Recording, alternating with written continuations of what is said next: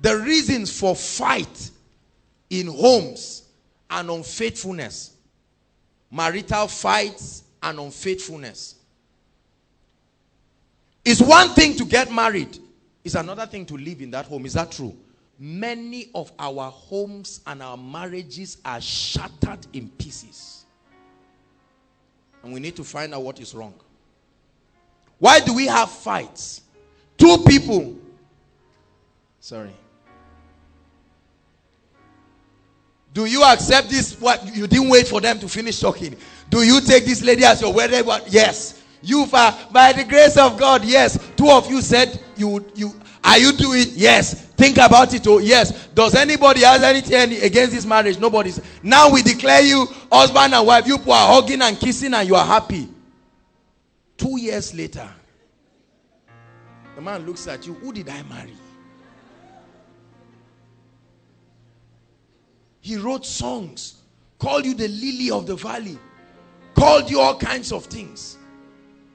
Sugar in his tea,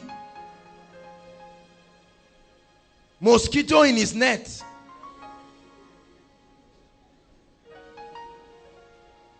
After 2 years, 3 years, there is fight. Can I tell you something? Let me run faster than myself and tell you, sex is not enough to preserve the strength of marriage. Because I have seen people with 8 children. How did they get the 8 children? I will kill you. This is a man that slept with his wife to have 8 children. Now he will kill her.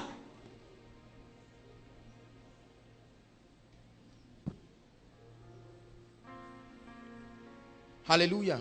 So what are the reasons? Do you know, listen, statistic tells us that 1 out of every 2 marriages in America ends up in a divorce within the first 5 years. Right now, this thing has gotten so bad that in many churches now, you go to church and go to court too. It wasn't really like that, but what is happening in this society now? A man can be married and leave his state and come somewhere and just be strolling, come for koinonia, see a very nice lady like this, turn her mind like a pendulum, and then get married to her, go and buy small golf and give the parents. The father will say, you must marry this guy. You must marry him. We have suffered. It's enough. Now you get married only to find out that you are the wife of somebody else's. You are a concubine. Why do we have fights? And then I want to tell you something. The rate of unfaithfulness, listen, this is a study I made by myself. The rate of unfaithfulness in Christian marriages. I was talking with my sister yesterday and she was telling me of a survey that they did in our local church, not somewhere else, our local church. Married women that are not submissive and ladies that are promiscuous, that have really spoiled. I don't mean okay, you went and slept with somebody by mistake. Willful, willing, conscious, derailing from the things of God. When they announced the statistics to the church, parents were afraid. Parents were afraid, fathers were afraid, mothers. Nobody trusted themselves again. Which one are you in these statistics now? Because they didn't announce anybody's name. When my sister told me, it touched me. Hallelujah. Do you know right now, there is almost no trust in our homes. Hallelujah. Some of you are even in a relationship because of how the guy is behaving like an armed robber. Once he goes to use himself, you quickly carry the phone. Let me check.